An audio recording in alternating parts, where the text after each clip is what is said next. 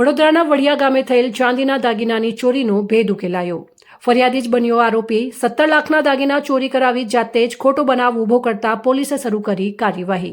ફરિયાદી અને નોકરી કરતા યુવાન બંનેની પોલીસે પૂછપરછ શરૂ કરી। ફરિયાદીએ જાતે જ પોતાની સાથે નોકરી કરતા ઇસમ સાથે ગાડીમાંથી 7 કિલો ચાંદીની ચોરી કરાવી। પૂર્વ આયોજિત કાવતરાને દિયોદર પોલીસે ચોરીની ઘટનાનો ભેદ ઉકેલ્યો। સેલ્સમેન અલ્પેશ સોની સહિત અજયકુમાર સથવારા અને રાહુલ માજેરાણા નામના ઇસમની અટકાયત કરી। આરોપી અલ્પેશ સોનીનું MCXમાં દેણું થતાં આ ઘટનાને આપ્યો હતો અંજામ। 14 ફેબ્રુઆરીના રોજ વેપારી દ્વારા દિયોદર પોલીસ મથકે ચોરી અંગે જાણ કરી હતી। આ સમગ્ર મામલે દિયોદર પોલીસે તપાસ હાથ ધરતા ફરિયાદી ખુદ આરોપી નીકળ્યો। એવા રામજીભાઈ રાયગોર, બનાસકાંઠા। જે ચાંદી ચોરી બાબતની જે બનાવ છે એમાં હકીકત એવી છે કે ગઈ તારીખ 14/2/2026ના રોજ દિયોદર પોલીસ સ્ટેશન ખાતે જે ચાંદીના મુખ્ય વેપારી તરીકે અલ્પેશ કુમાર છે,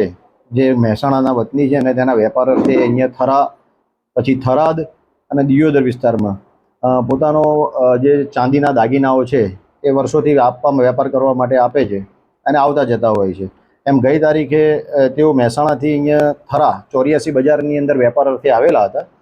ત્યારે 14 તારીખના રોજ તેઓની ગાડી જે PWDના પાર્કિંગમાં પાર્ક કરેલી હતી તો થરા મુકામે 84 બજારમાં, ત્યાં એનો દરવાજો ખોલી અને દરવાજાની અંદરથી એમના 3 થેલામાંથી એક થેલો કોઈ અજાણ્યો ચોર ઈસમ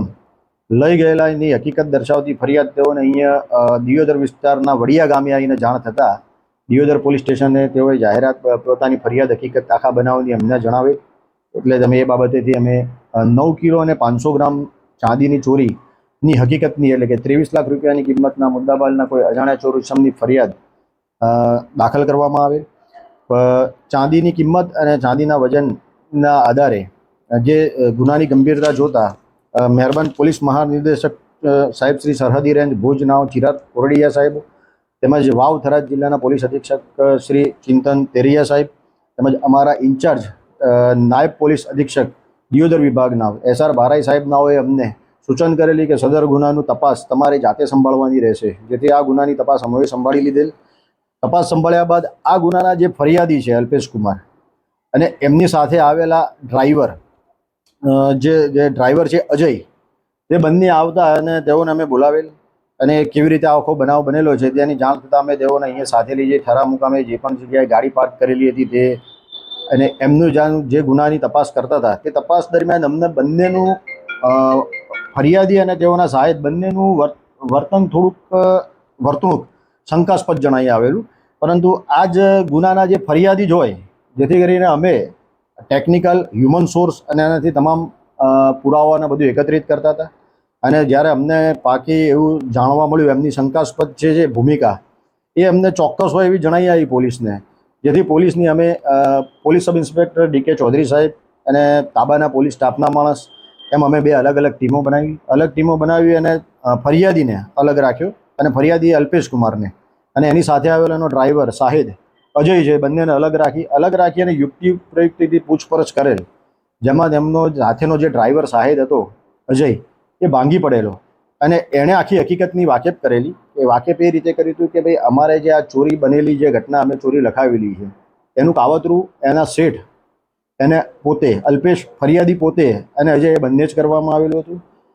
બનાવ કરવાનું કારણ મુખ્ય એ હતું કે એમનો જે અલ્પેશ છે એ MCXમાં પૈસા હારી ગયેલો હતો, એટલે એના ઉપર ખૂબ દેવું થઈ ગયેલું હતું।